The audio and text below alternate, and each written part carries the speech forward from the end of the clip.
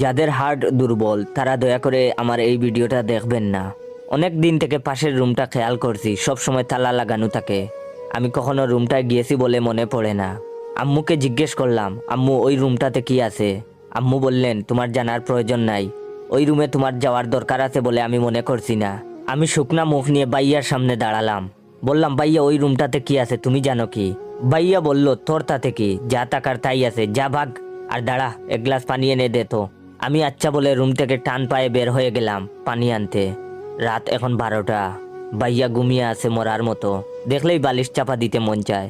আমার চোখে ঘুম নেই, মাথায় একটা কথা ঘুরপাক খাচ্ছে, যে করেই হোক ওই রুমে যেতেই হবে, দেখতেই হবে কি আছে। বিছানায় ঘন্টা খানেক গড়াগড়ি করে উঠে গেলাম ভাইয়ার পাশ থেকে।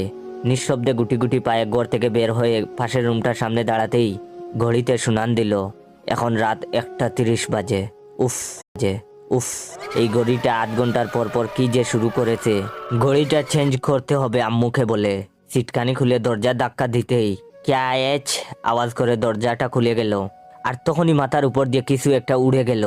খেয়াল করে দেখে বুঝতে পারলাম বাদুড় ছিল এগুলো। এই ঘরে বাদুড় আসলো কিভাবে? আর এত মাকড়সার জাল।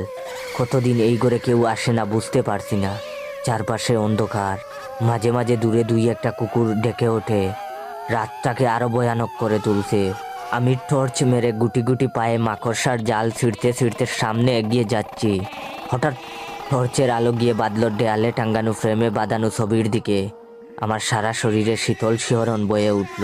কোথায় যেন একটা পেঁচা ডেকে উঠে জানান দিল, ভুল করেছিস এখানে এসে। যেখানে বই বেশি সেখানে কৌতূহলও বেশি।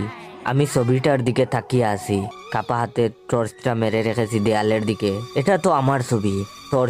টর্চটা আস্তে আস্তে নিচের টেবিলের উপর গিয়ে বিঁধলো। ধুলোর স্তর জমে আছে টেবিলে, আর স্যাঁতস্যাঁতে গন্ধ। নিস্তব্ধ হয়ে গেলাম। মুখ থেকে একটা শব্দ বের হবার জোর নেই। হাত কাঁপতে শুরু হলো আমার।